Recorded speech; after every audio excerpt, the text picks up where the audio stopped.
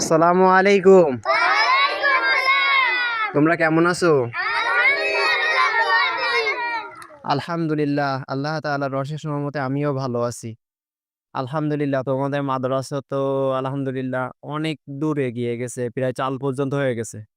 ইনশাআল্লাহ খুব শীঘ্রই হয়ে যাবে আমরা আশা করি এবং দোয়া করি তোমাদের জন্য। তোমাদের লেখাপড়া ভালো হোক এবং তোমাদের ক্লাসরুম যেন আমরা দ্রুত করে দিতে পারি। সেই প্রত্যাশাই আমরা করতেছি।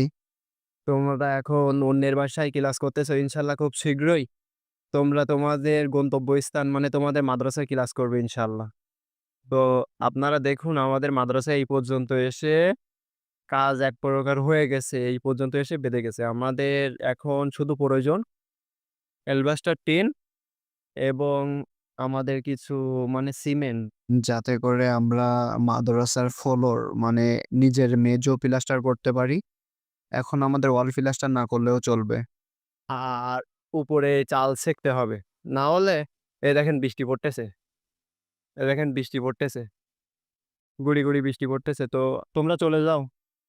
তো এখনো নতুন মাদ্রাসা মানে ঈদের পরে নতুন খুলছে। আমাদের মাদ্রাসায় ছুটি ছিল। তো ছুটি হওয়ার পরে এখন মাদ্রাসা নতুন খুলছে। তো এখনো বাচ্চারা পরিপূর্ণ এসে পারি নাই। ইনশাআল্লাহ ২-১ দিনের ভিতর সবাই চলে আসবে।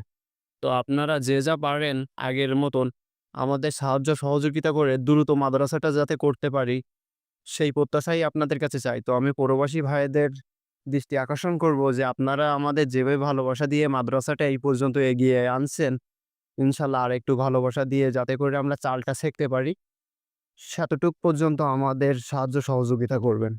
আর ইনশাআল্লাহ এভাবেই ভালোবেসে আপনারা সঙ্গে থাকবেন। এই দেখুন আমরা নারকেল গাছ কিনে নিয়ে আসছি, চুটাও কাটায় নিয়ে আসছি। এখন আমাদের টিন হলে আর ভিতরে কিছু ইট প্রয়োজন। আর সিমেন্ট প্রয়োজন। তাহলে ইনশাআল্লাহ খুব দ্রুত আমাদের মাদ্রাসা হয়ে যাবে ৮-১০ দিনের ভিতর। তো আপনারা সবাই একটু আমাদের মাদ্রাসাটার দিকে খেয়াল করবেন। তো আসসালামু আলাইকুম। সবাই ভালো থাকবেন। আমি সকলের জন্য দোয়া করি। আল্লাহ আপনাদের